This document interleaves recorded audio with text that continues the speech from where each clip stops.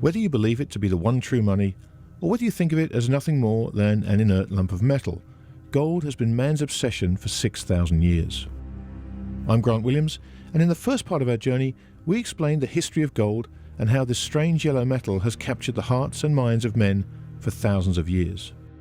We showed you how gold mining has evolved over the centuries and demonstrated the complexities of refining and casting gold. And we took you underground for a never-before-filmed look at the most secretive gold vault in the world. We looked at the history of the gold standard and saw how a president's decision to close the gold window in 1971 profoundly changed the world around us. And perhaps most importantly, we showed you why gold became and remains money. In the second part of our journey, we'll look at the difference between Eastern and Western attitudes towards gold. We'll explain the difference between gold ETFs and the physical metal and why that makes the gold price different to the price of gold. We'll ask the all-important question, is the gold price manipulated, and, if so, by whom? Finally, we'll talk about the possible future of gold. What role, if any, could cryptocurrencies play? And is Bitcoin the new gold, or just another doomed alternative to the only money that stood the test of time?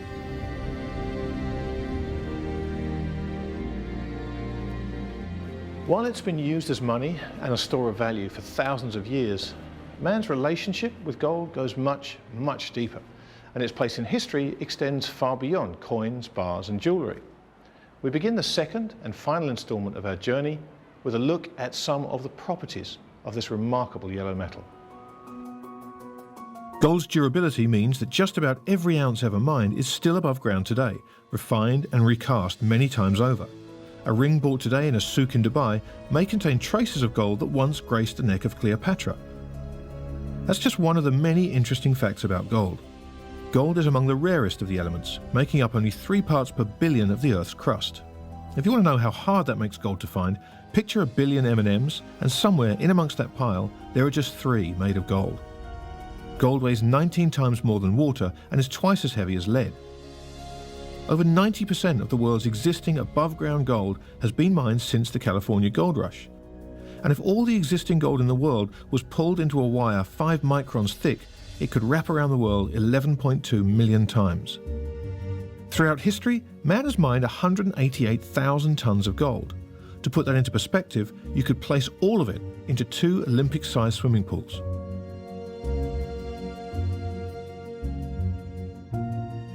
But it's not just bars in a vault or rings on fingers. Gold has many other uses. In fact, aside from its monetary and symbolic value, gold is widely used in electronics and electrical wiring, dentistry, medicine, radiation shielding, and to color glass. In fact, more gold can be recovered from a ton of computers than from 17 tons of gold ore. Even the human body contains about 0.2 milligrams of gold, which is found mostly in our blood.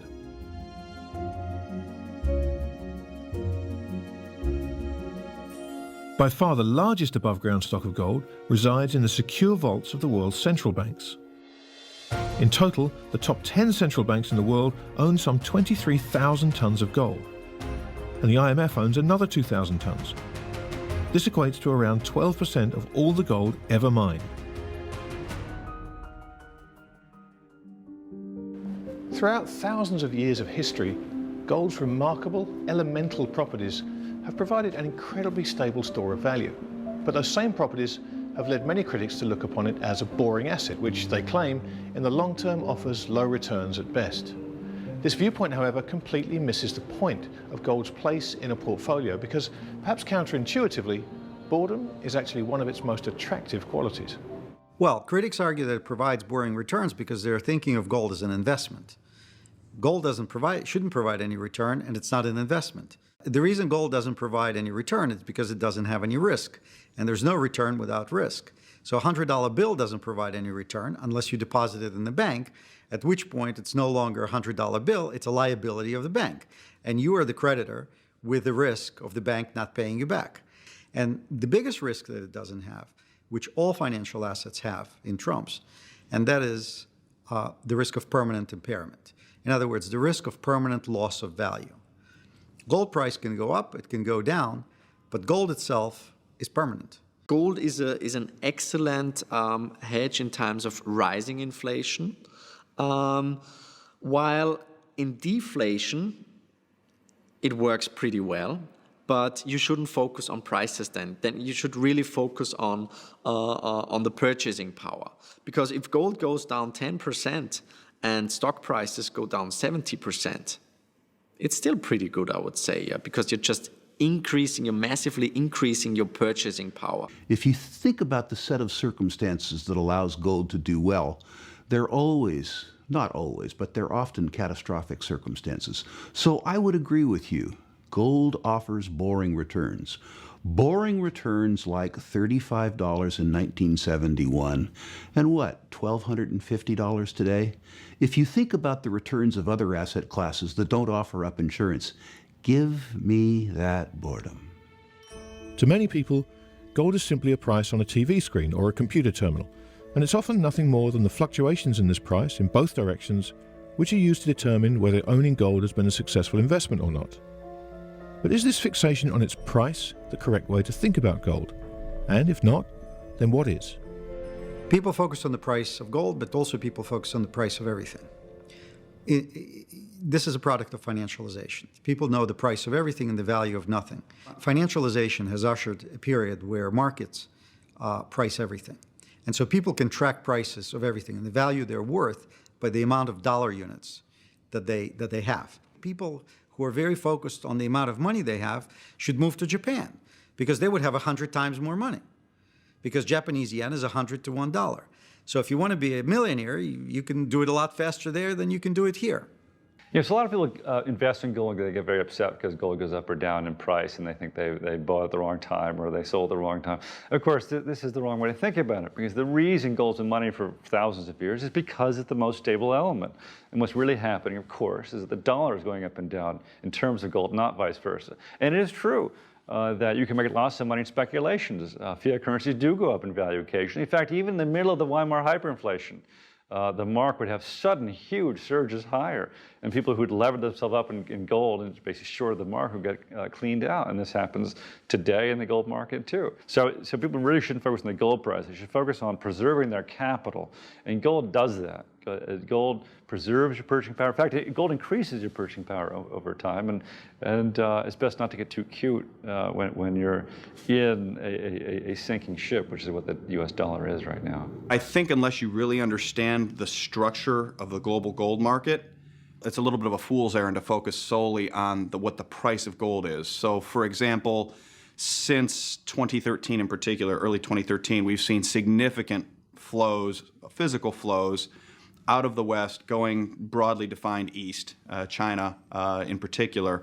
And those physical flows have not driven, actually have driven a decline in the price.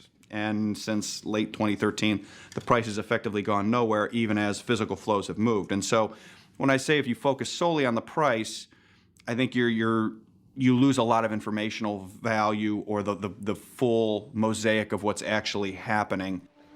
Whilst people will fixate on the gold price, there's a very distinct difference between the gold price and the price of gold. The price of gold refers to the cost of putting a coin or a bar in your hand. It represents the cost of the physical metal itself.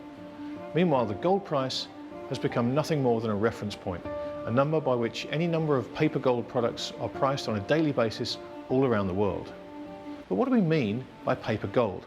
And why is the astonishing rise of these derivative contracts potentially very, very dangerous? These are contracts, I say paper, it's really a contractual relation. It takes many forms that give you exposure to the price of gold, but don't give you actual gold. And there are many of them. So what are they?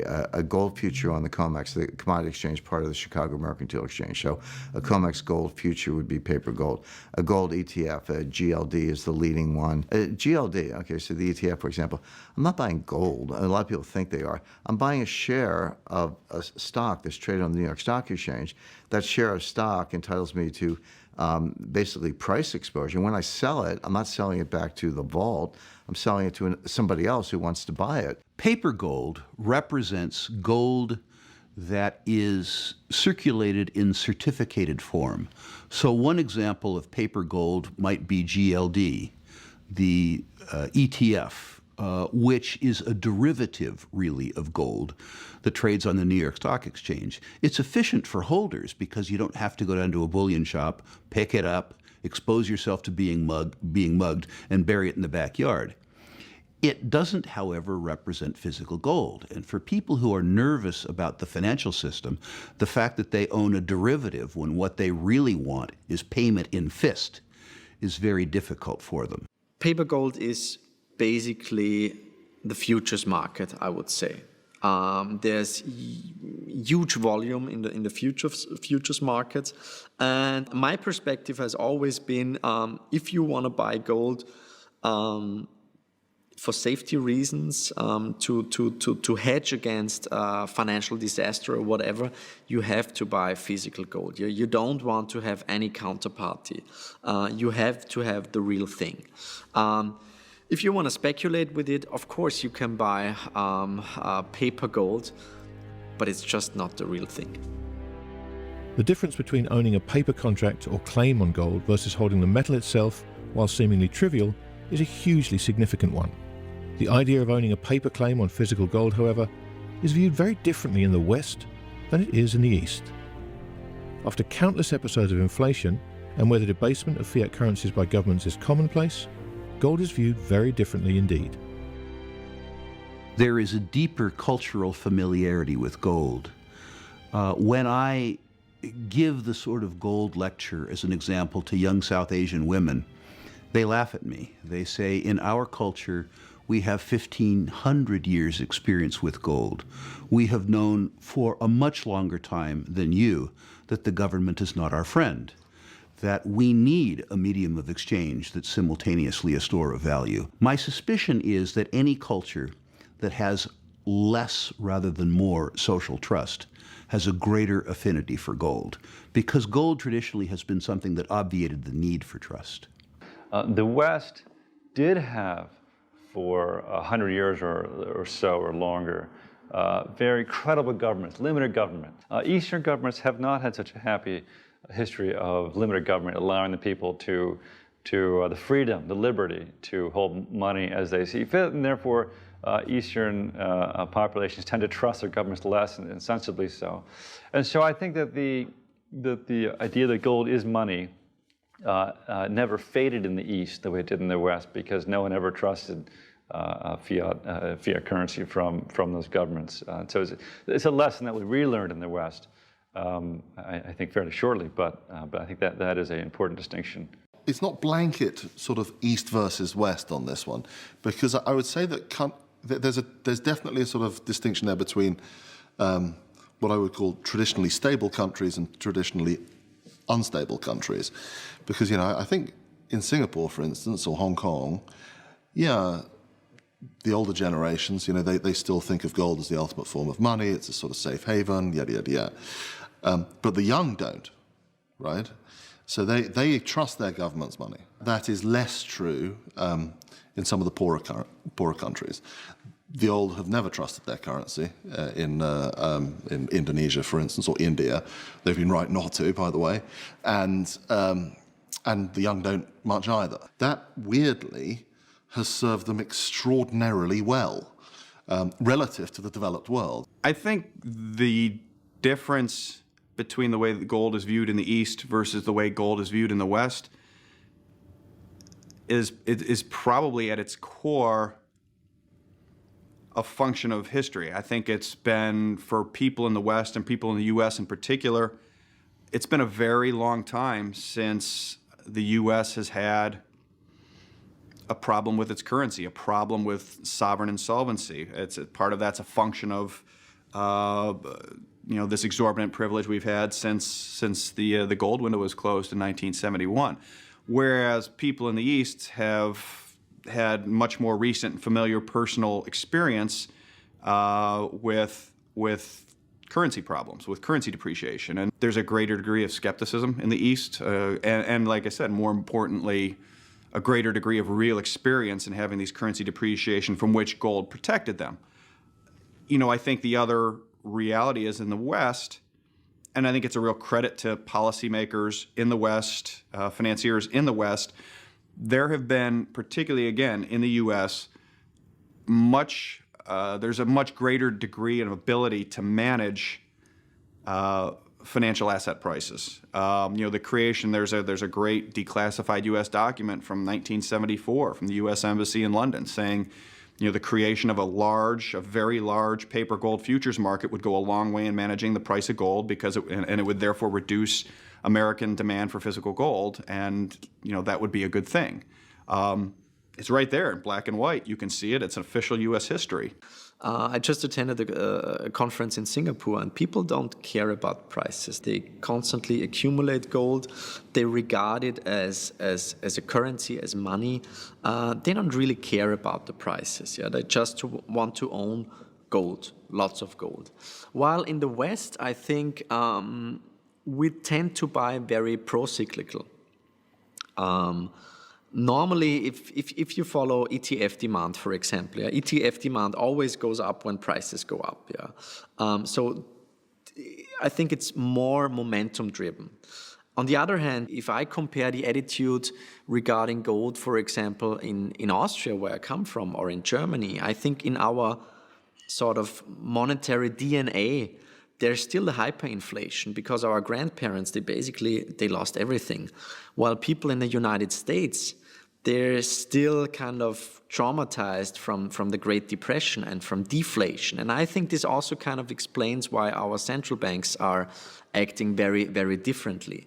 The Chinese in this century have been buying gold. They virtually had nothing 12 years ago, and today they have bought more than or as much as the annual production of gold every year. And they now have, nobody knows how much the Chinese have, but they probably have 20,000 tons of gold. Whatever the split is between central and private, we don't know. But they certainly have now more gold than anybody else. Since the first gold futures contract was launched in 1972, there's been a strong move towards paper gold in the West. Futures contracts and latterly an explosion of ETFs have meant there are now any number of ways to own a paper claim of sorts on the ultimate physical asset without actual ownership. However, this idea of owning paper gold isn't restricted to individual investors. Over the years, even central banks in the West have traded in their physical gold for paper contracts or promises, this time in the form of leasing agreements to the so-called bullion banks. But why do Western investors prefer ETFs over physical gold? And how could that preference potentially come back to bite them? Well, people prefer ETFs for not just for gold. I mean, we see a massive shift from active management to passive management. And I think one of the reasons for that is in this age of financialization, larger companies, larger capitalization companies on average are doing better than small companies because of economies of scale and because of cheaper borrowing costs and so forth, which is anti-competitive, product of financialization, product of the type of system that we now, credit-based system that we now have, oligarchical system that we now have. And so in that type of environment, ETF are easy, they're cheap, and they are equities. And if you think about gold specifically, you have to think of the structural nature of the asset management industry, where most managers all the managers have what's called a mandate, which is they have a policy that says what they can buy and what they cannot buy. Almost all managers have a mandate to buy equities. Very few managers have a mandate to buy commodities, particularly physical commodities. And so to buy physical commodity, there has to be a whole process of approving it through committees and so forth, whereas they can buy an ETF, which is just a stock, any minute of the day, and they don't have any issues with that. ETFs solve a problem that just doesn't exist. I mean, they bill it as a kind of, it's so easy, you can trade with it through your Charles Schwab account or something like that. Oh, yeah, fair enough. But Charles Schwab could easily trade if they weren't getting a sort of kickback of some form or other. They must be in some way, shape, or form from the ETF providers. They could easily have us as a counterparty, and we could trade physical gold, and instead of having an ETF and essentially an equity with an underlying relationship with gold, they could have physical gold, right? And that's not difficult to do. You know, it's just a function of looking up on the internet, spending 5 minutes on Google, and finding a firm like ours, filling out a few forms, and you know, Bob's your father's brother kind of thing. It's not difficult at all. If you own gold to speculate on the price, then of course ETF is probably fine. If you want to own gold as a insurance, or as an insurance, or as a hedge, and I don't mean financial hedge, I mean a real hedge, protection against monetary disorder, against financial system, then of course owning it inside financial system doesn't make any sense. So let's say in the case of GLD, I don't know what it is today, but it ranges in the 10% range or so. So that means that for every 100 shares of GLD, there's actually 110 shares out there, outstanding, 10 of which being borrowed and sold short. So there are more shares than there are actual real shares. And I think that's not a problem in the normal market, but that's a problem precisely in the type of a situation when you need your gold as insurance. So all of these types of risks that ETFs bring, which are 100% correlated to the misfortunes, potential misfortunes of capital markets, financial institutions, and monetary system, are precisely why you own gold. So why would you want to commingle the two? Why would you take the risks that you're not going to get paid when the time to get paid comes? Because of its fascination for mankind, gold has always been surrounded by conspiracy theories and stories of price suppression and manipulation. That's really no surprise. After all, wherever you find money, you inevitably find human beings trying to cheat in some way or another. Fake gold bars have frequently surfaced over the years, with gold-plated tungsten, which has an identical density to gold, being the most common substitute. Fortunately, any one of a number of very simple tests will provide a conclusive answer as to whether a particular bar is fake or not. Gold is unique. However, the most important questions about possible manipulation of the gold price concern much broader issues and occur at a much higher level. Well, the question about manipulation is clearly a favoured one. People like to discuss this. I do think that even a cursory glance at historical fact will lead you in a fairly clear direction. I mean, it's not like this is a hidden thing. I mean, the London Gold Pool existed. It was an overt way of managing the gold price in terms of its price. It's clearly in the interest of central banks to manage, particularly in the monetary system as it functions right now, whether it does function or not being a slightly separate point. It's clearly in their interest to manage the risk-free rates. Would you influence the gold price? Well, it's said that gold is the reciprocal trust in central banks. You betcha. Would a cheaper gold price, notwithstanding the fact that central banks are the biggest holders of gold, 68% of their reserves are in gold, would you want to suppress it? You betcha. The problem's too big. Are they doing it? I don't know is the answer. But money, there's almost a racing certainty they probably are. Others, however, are far more confident, not only as to the question of whether the gold price is manipulated, but also who the culprits might be. Well, the gold price is absolutely manipulated. When I say that, I'm not, implying some deep, dark conspiracy. I don't think Janet Yellen wakes up in the morning and thinks about gold. I don't think Janet Yellen knows anything about gold, to be honest. I mean, she's sort of a geeky, liberal labor economist who worships the Phillips curve. So I don't think Janet Yellen's behind some conspiracy to, suppress the price of gold. But there's absolutely manipulation. And I've spoken to several experts. One is a PhD statistician. So it's not a PhD in economics, it's a PhD in statistics, works for one of the largest hedge funds in the world. He looked at a 10-year time series, and he took literally tick-by-tick information on the COMEX gold future for 10 years.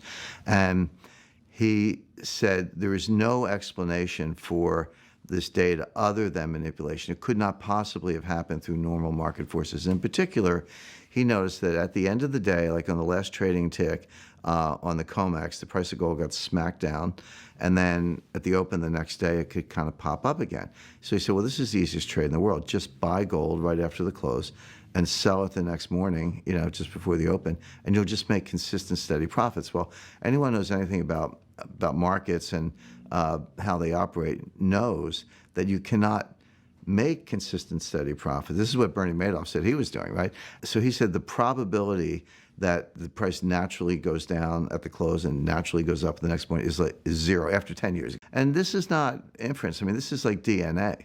Like, you know, you may not see the crime being committed, but if you have the DNA evidence, you can be pretty sure who did it. Governments everywhere throughout history have wanted to manage. It's a critical national security, you know, whether you go back to the time of the Romans, etc. Value of a currency is very, very important to manage, particularly if you're a government that hasn't managed your finances all that well. And unfortunately, that is, over time, most governments sooner or later find themselves in that position. And so the manipulation is right there in the open, and that it is a creation of a derivative market that satisfies demand that would otherwise go to physical, and that was the goal of setting that up, and that's not well understood, I don't think, by many market participants. But as I said, it's there in black and white on the historical archives. When you see gold trade the way it trades, when it drops, you know, someone sells $3 billion worth of, you know, notional futures at 2 a.m. New York time. You know, having been on Wall Street for 22 years, I know for a fact that if any buy-side trader would execute an order like that on any consistent basis, they'd be out of a job very, very quickly. You know, they're clearly somebody not trying to get best execution. And if they're not trying to get best execution, what you're talking about is a currency intervention, basically. And so, you know, who is doing that? Is that originally the U.S. government had a very strong interest in managing the perception of the dollar through gold. So yeah, there was famously in the late 1990s, Eddie George, an official with I believe with the Bank of England in UK, you know, he famously said, we looked into the abyss. You know, if the gold price continued to rise, it would have taken down one major trading house, and a number of others would have followed. And so there is a sign there that the banks at that point had gotten involved in, you know, gold financing that have left them short gold in a way that any real rise in gold would have, led to an existential threat to them. Yes, I think the price of gold is manipulated. And I think it's manipulated in a number of ways. I mean, certainly there is a concerted PR campaign against gold by central banks for the reasons that we've discussed. You know, it is very specifically in the statist and central banker kind of interest to ensure a weak gold price. You don't want to see essentially the gold price de facto recreating a sort of reserve currency by just being incredibly strong. So there's a constant barrage of negative publicity towards the gold industry. When it comes to specific manipulation of the gold price, yeah, I think that is probably likely too. I mean, I can't. The problem is we can't actually tell because of the way central banks don't. Are very opaque with what they do with their gold holdings, and particularly their gold swap positions. But I think it's likely, and the reason why I think it's likely is because they've been manipulating other markets for a very long period of time. Now, historically, hedge funds were not players in gold. There was a few specialists, but, they're doing stocks, bonds, whatever. Well, they've sort of glommed onto gold. To them, it's just another commodity. It could be coffee beans, soybeans, lumber, who cares? It's a thing to trade. Well, if you're short gold, like you've done some derivative contract with Goldman Sachs and you're short, it's easy to paint the tape. I mean, painting the tape just means manipulating the market through the gold futures market. Now, the other day, recently, a few weeks ago, somebody sold 60 tons equivalent of paper gold. Now, I make the point, they didn't sell 60 tons of gold. They sold gold futures contracts that were equivalent to 60 tons. But I can sell 60 tons of paper gold with a phone call to my broker. All I need is a brokerage account. They got to put up some margin, like 5%. But it drove the price down, I think $20, $30 an ounce in a matter of minutes. And so if I'm short over here on the derivative side and I dump the gold here and the price goes down and then all of a sudden I make money over here, or maybe I want to go long and I want to drive the price down and then buy at the bottom and ride it back up again. So perhaps unsurprisingly, hedge funds and bullion bank traders push the gold price around to try and make profits. But while gold remains a strategic asset which sits at the foundation of many nations' balance sheets, there are players far, far bigger than hedge funds who don't care about making a profit, but who have much broader and far stronger motivation to suppress the price of bullion. The important question is who's doing it and why.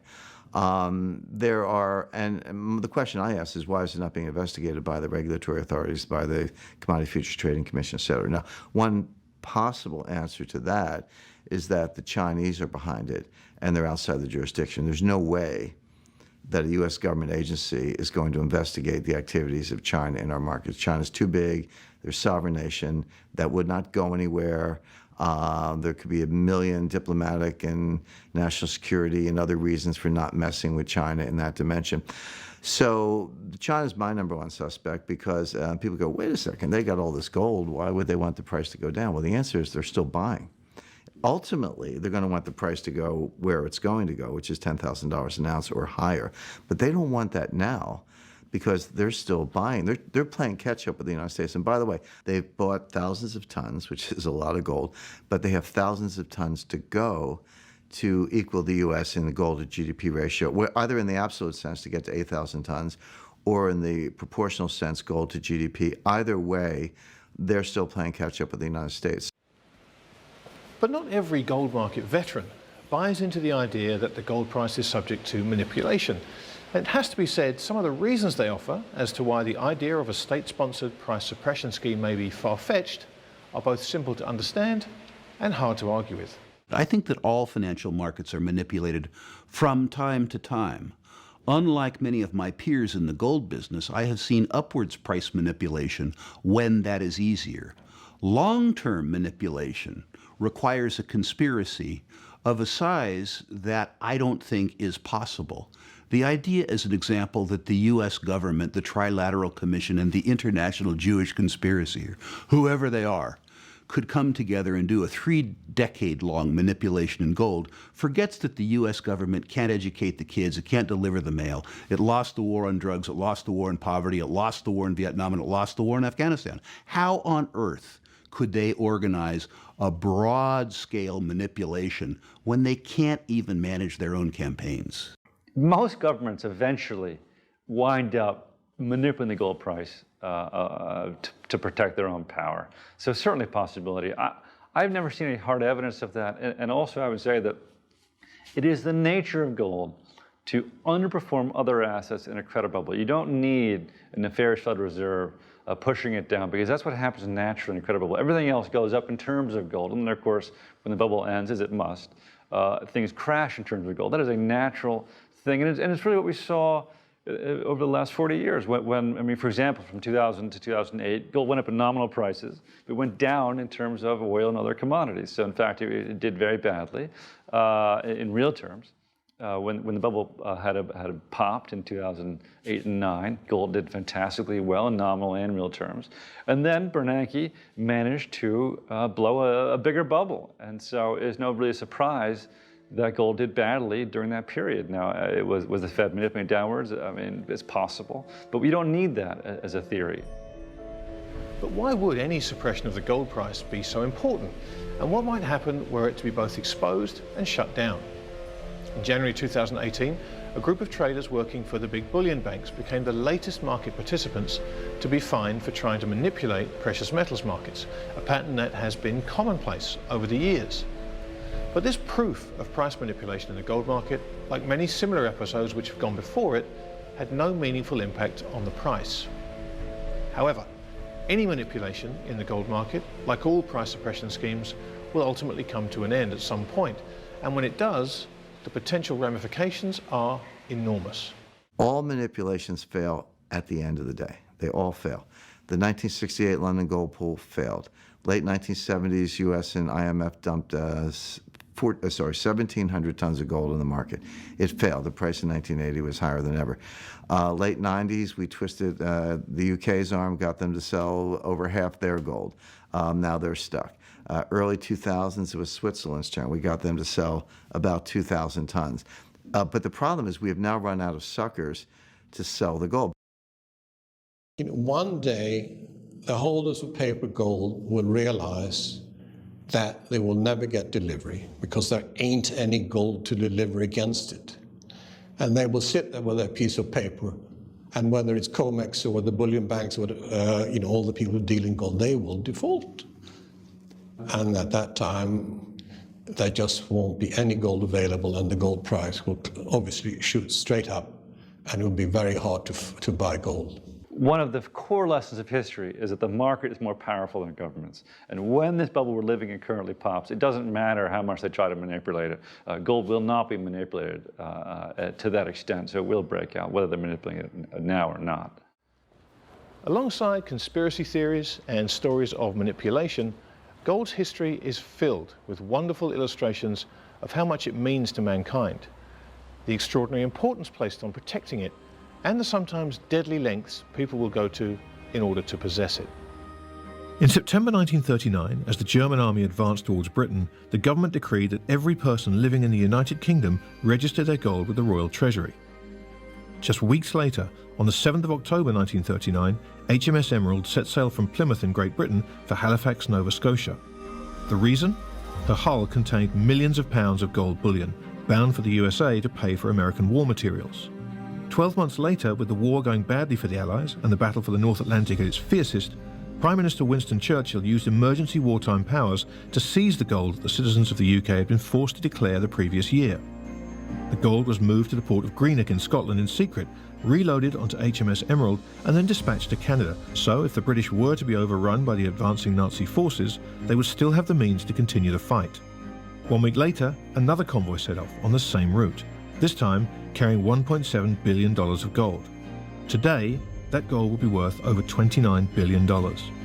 In all, almost $30 billion of gold in today's money was shipped thousands of miles in treacherous seas and through a gauntlet of U-boats without a single ounce being lost. It was the single greatest and perhaps most dangerous movement of wealth in history. Stories such as the daring evacuation of Britain's gold during World War II are well documented, but alongside such historical tales, there are legends surrounding missing hoards of gold that have fascinated treasure hunters since time began. One such legend centers around a notorious Japanese general and a hidden gold stash which today would be worth billions. The legend of Yamashita's gold has endured for over 70 years and to this day attracts treasure hunters from all over the world who journey to the Philippines to search for billions of dollars supposedly looted from all over Southeast Asia by General Tomoyuki Yamashita, the notorious Tiger of Malaya. Yamashita's army stole gold from bank vaults, depositories and commercial premises as he cut a swathe through Asia, with the Japanese government intent on using their ill-gotten gains to finance their expanding war effort. The gold reached the Philippines on its way to Singapore from where it was to be shipped to Japan, but with the war in the Pacific escalating and the US Navy in the ascendant, it became impossible to move the gold. Instead, it was supposedly hidden somewhere deep in the Philippine jungle. Many of those who knew the location of the hidden treasure were killed during the war, and Yamashita himself was executed for war crimes in February of 1946, without giving up the whereabouts of the eponymous stash. In the intervening 70 years, hundreds of fortune hunters have sought Yamashita's gold. A treasure hunter named Rogelio Roxas filed a lawsuit in Hawaii against former Philippine President Ferdinand Marcos, who he accused of stealing the gold, but even that has failed to stop adventurers applying to the National Museum of the Philippines for a treasure hunter's permit.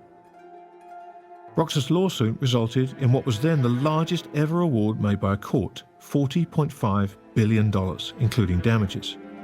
However, the amount was reduced on appeal to just $13 million. Roxas, however, died mysteriously on the eve of the trial and so never saw his treasure hunt come to its conclusion. The lawsuit concluded that Roxas found a treasure, but that the treasure in question may not have been that of Yamashita, a technicality which has been enough to maintain a steady stream of would-be Indiana Joneses heading for Manila. The colourful history which plays such a big part in mankind's attachment to gold stands in stark contrast to the situation facing us in the present, as the world's ever-increasing reliance on debt to sustain a creaking monetary system threatens to bring the financial world as we know it to its knees. In episode 1, we looked at how the gold standard worked, and more importantly perhaps, how it was ended by Richard Nixon on August the 15th, 1971. But is a return to the gold standard a possibility? And if so, what would a reimposition of financial discipline mean for the modern-day monetary system? Why is this a source of contention for so many people? It's a source of contention for people who like debt. In other words, governments, banks, people who like to live beyond their means. So for them, it's a source of contention because gold makes it impossible to borrow more than you can afford to repay. Whereas with fiat money, you can essentially borrow without limit and then print the money to pay it back. So it's bad for people who make money from producing additional money, like banks, fractional reserve banking. Bad for central banks, bad for governments who like to wage wars and pay for them with, tickets that they print in unlimited quantities. But I think it's good for everybody else. It's good for savers. It's good for people who want to know that they can save money for retirement and that money be worth the purchasing power, have the purchasing power that it had when they were setting it aside. Having some sort of gold standard is very, you would have a lot of antipathy towards that because that prevents you from fighting a war anytime you want. It prevents you from promising, Medicare Part D anytime you want.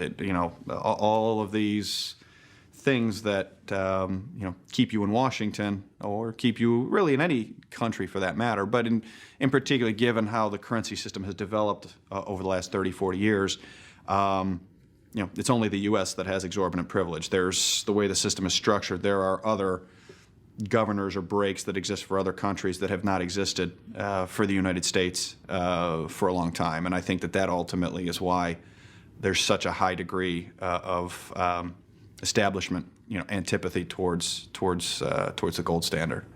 Interestingly, when central bankers talk about the gold standard, they seem to be vaguely aware of its benefits.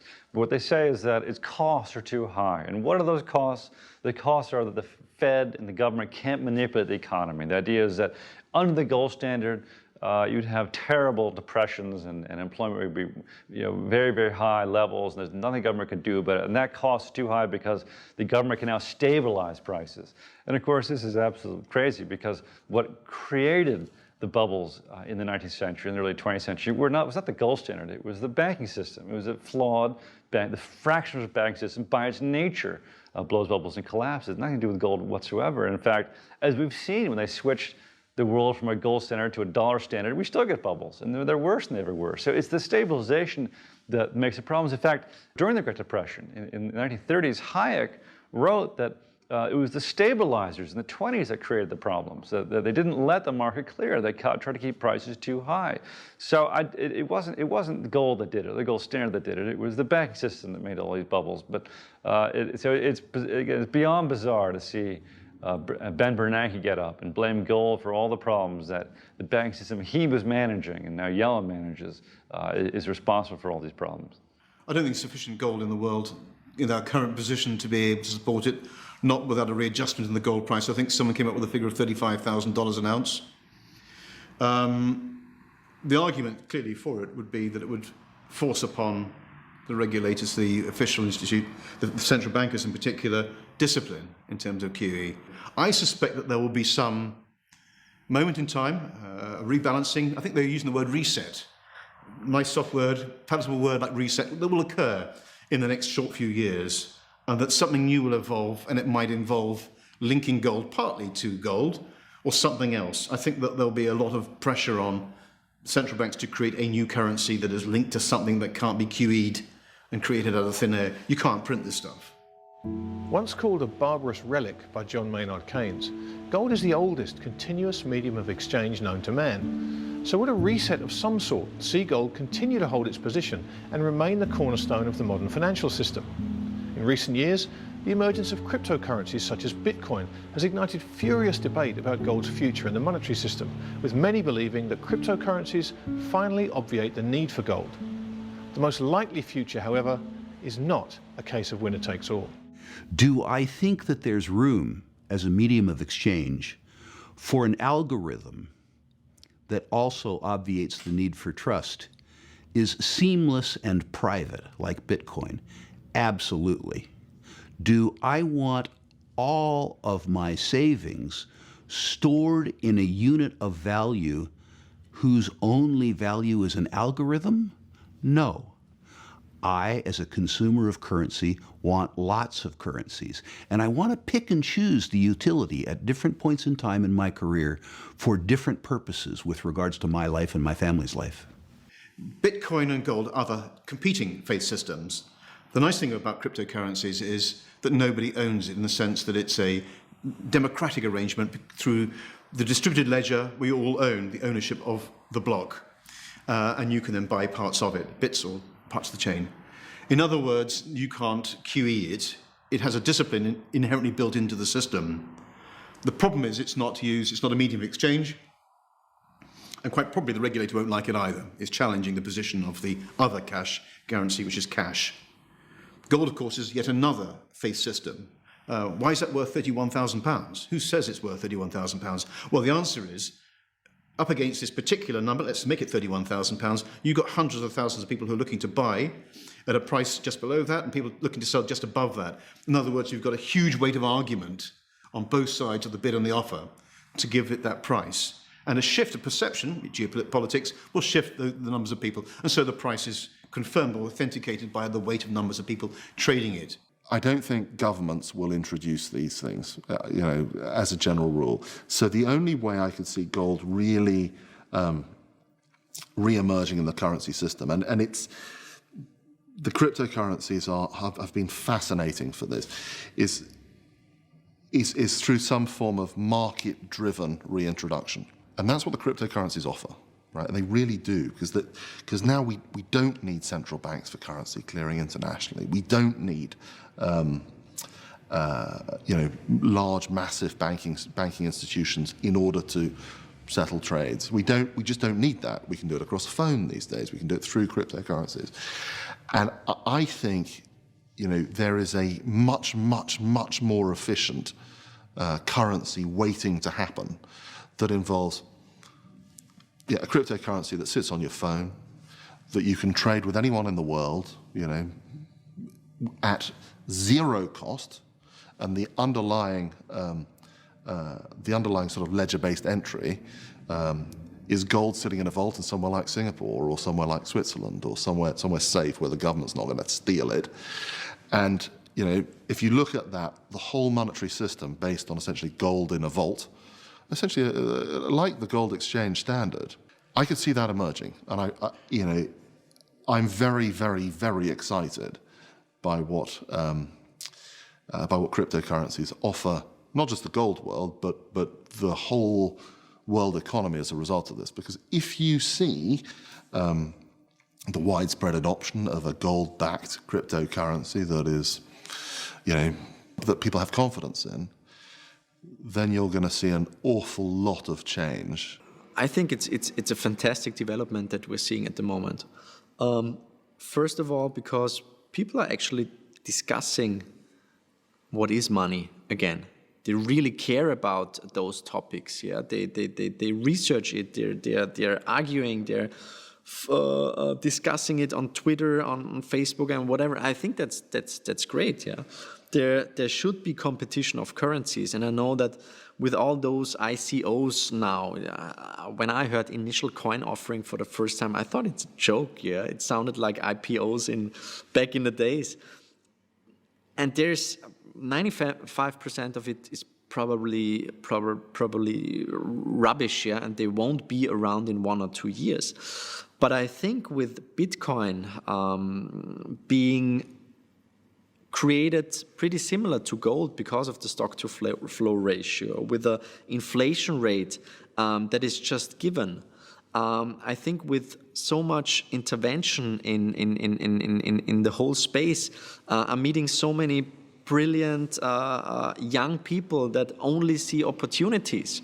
While if you go to a conference in the finance industry, people say, okay, there's compliance and risk management and there's new legislation. Everything is just so much administrational work. And when you talk to those young developers in the crypto space, they're only seeing opportunities. They're excited. Yeah, there's so much innovation going on, and I just love that. And I think that many industries, especially the banking industry, they will get disrupted. And I think for gold, I don't regard it as a competition, because honestly, I know many people that understand Bitcoin and they say gold is totally fine. Yeah, Charlie Morris once said that Bitcoin is electronical gold, something like that. There's lots of similarities. So I think basically a combination of a cryptocurrency and physical gold, and there's lots of projects at the moment. Yeah, this will probably be the future, and I'm really looking forward to that. So, in a world that is clearly moving towards frictionless payment, whether it's a crypto outcome or whether it's just the blockchain solution to all these cost problems, delays, etc. in payment, it does look very obvious to me that we're heading to some form of unit that everybody uses everywhere. So what I think can happen if people work it out properly, and this clearly is not going to be the state's preferred solution, but gold reverts to its traditional role as the money of the people rather than paper being the money of the state and the corporations. And once its price is revealed, in other words, once people remember what gold is, what its role it is, what it's always been, what it can be again, then I think that pure mass will become uninteresting. So I think that the cryptos will become, basically I think they'll fold into gold and silver transmission on the blockchain. Thus far, cryptocurrencies have yet to be tested in the white heat of a financial crisis, whereas gold is the one asset which has survived every single panic in recorded history intact. In 2008, gold's price fell initially, surprising many, but the reality was that gold was providing liquidity in an illiquid marketplace. Once markets stabilized and QE began in earnest, gold's price soared. But how can we expect gold to act in the next financial crisis? So I think it's very difficult to speculate on what is going to happen to gold and what's going to happen to how it's going to happen. But I think what is safe to say is that gold is inversely correlated to confidence in the financial system. And the fact that gold is independent from the governments, from the banking system, is what and scarce, is what creates a tremendous potential value. I don't think we're going to have another 2008. I mean, we're going to have something that's different from 2008. The reason I don't think necessarily that's going to be the same is because the problem that 2008 revealed, which is excessive debts and excessive leverage, has essentially been kicked upstairs to the sovereign level. And so what was a private debt crisis will come back as a sovereign debt crisis, which is a completely different animal with very different parameters. So whereas a lot of people are telling me now, or I hear a lot of people saying, well, the banking system is much safer because the leverage is lower, because there's less rehypothecation, the answer to that, well, that may be true, but if the currency in which they measure everything is debauched or devalued, and that may happen overnight in a very different way that what happened in 2008 happened. We know the end game. We know that all of these debts cannot be paid. We know that the unfunded liabilities cannot be met in terms of real purchasing power. So then the question is, how does that get resolved? Well, there are only a couple of ways it can get resolved. It's either through inflation or deflation. Deflation meaning defaults. In the likely event that we do have some form of situation similar to that of 2008, and no matter what form that event might take, gold remains one of the few ways that you can protect yourself and preserve both your wealth and purchasing power. Man's connection to gold is not just a financial one, however. History is filled with deeply personal stories that demonstrate gold's role as a store of wealth, as protection from government confiscation via inflation and debasement, and as an insurance policy that, when called upon, pays out in ways that change the lives of those who own it. I know a person who grew up in Vietnam, whose father was a translator for the U.S. military during the Vietnam War. And when the U.S. left Vietnam, they were unable to leave with the U.S. forces. And so they were left behind. And having been left behind, they obviously were subjected to oppression by the communist regime. It so happened that the family of 14, one of the uncles there, was a dentist, and he was able to accumulate over the next, 10, 12 years, a certain amount of gold. So that in the late 80s, this family was able to pay 7 ounces of gold per person. So times 14, over 100 ounces of gold, to get 14 seats on a boat that left Saigon in the middle of the night, lost power, and the next day drifted at sea for a few days and eventually was towed to the Malaysian coast by the Malaysian Coast Guard. They spent 2 years in a camp for displaced persons. They eventually made their way to Singapore, where the father was able to go to the U.S. Embassy, present his credentials, showed that he was a translator for the U.S. interpreter for the U.S. forces, and the whole family of 14 was given visas to come to the United States. And that's, these people's lives were saved. And what did it do? What did it take? It took 7 ounces of gold per person for a family of 14. And so I think that's as good an example of gold being Plan B as I can come up with. A couple years ago, I was at a wedding, and I was talking with some friends of ours, and they were Russian and Ukrainian and had emigrated here. We're now American citizens. And we got to talking about what happened in the 1990s in Russia. They described to me the woman, her father had been a doctor in her village in the Ukraine. And she said, we'd had enough saved in the bank. We were the richest family in the village, and we had enough in the bank to buy 5 cars, which apparently for that village was quite a bit. And she said they closed the banks for 2 weeks, and when they reopened the banks, we took the money out, we bought groceries for 1 month.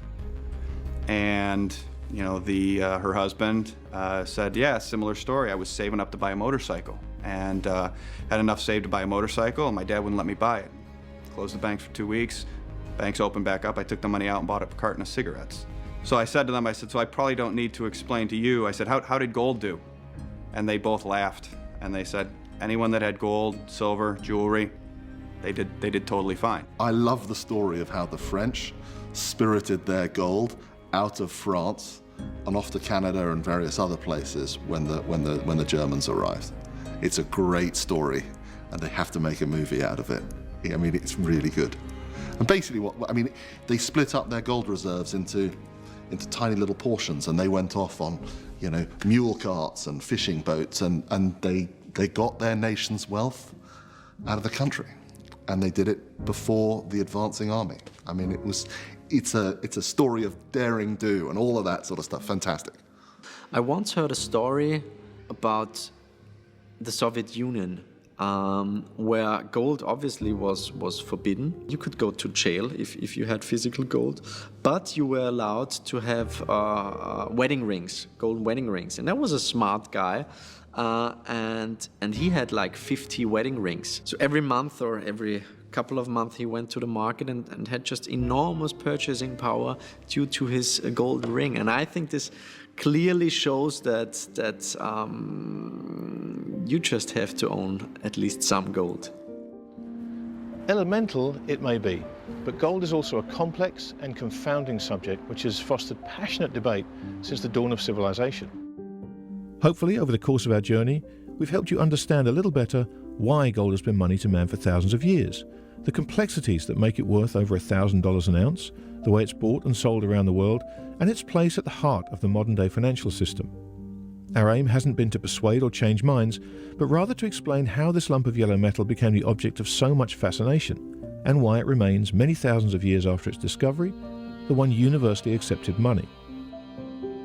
We hope we've shed some light on some of the mysteries surrounding gold and helped give you a better idea as to its role in storing and protecting wealth. But when all's said and done, whether you or I individually believe gold to be money or not is completely irrelevant. Gold has stood the test of time, providing a stable store of wealth to mankind for millennia. And as we look to an increasingly uncertain future, with fiat currencies across the globe under siege from rising debt levels, it remains the only money guaranteed to survive.